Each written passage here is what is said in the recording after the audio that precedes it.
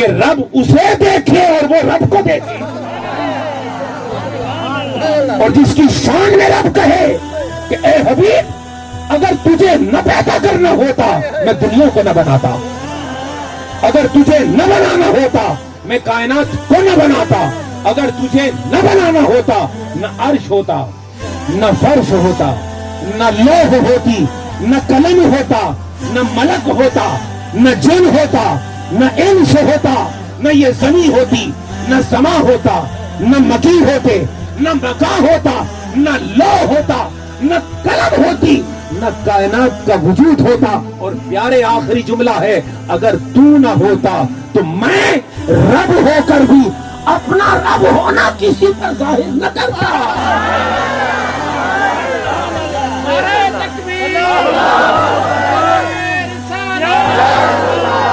تو میں نے تو اپنا رب ہونا ہی تیری وجہ سے ظاہر کیا ہے پیارے۔ اور اب بات یہ نقطہ سمٹے گا کہاں؟ مطلب یہ ہے پیارے سب کو نکال دو درمیان سے، تیرا اور میرا تعلق ہے بس۔ آپ سمجھو نہیں بات کو پیارے، سب نکل جائیں بیچ میں سے، بس میں ہوں اور تو۔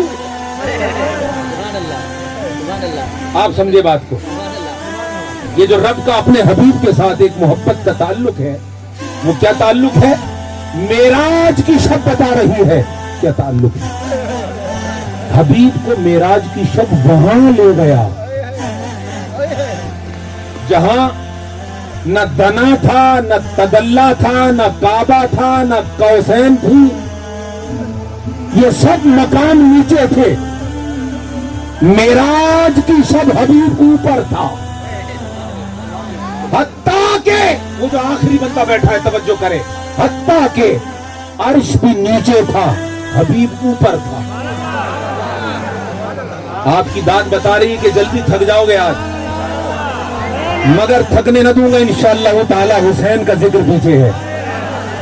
سب نیچے تھا، حبیب اوپر تھا، عرش نیچے تھا، حبیب اوپر تھا، مکی مکان نیچے تھے، حبیب اوپر تھا، اور حبیب اتنا اوپر تھا کہ اوپر بھی نیچے تھا، حبیب اوپر کے بھی اوپر تھا۔ ہائے ہائے ہائے،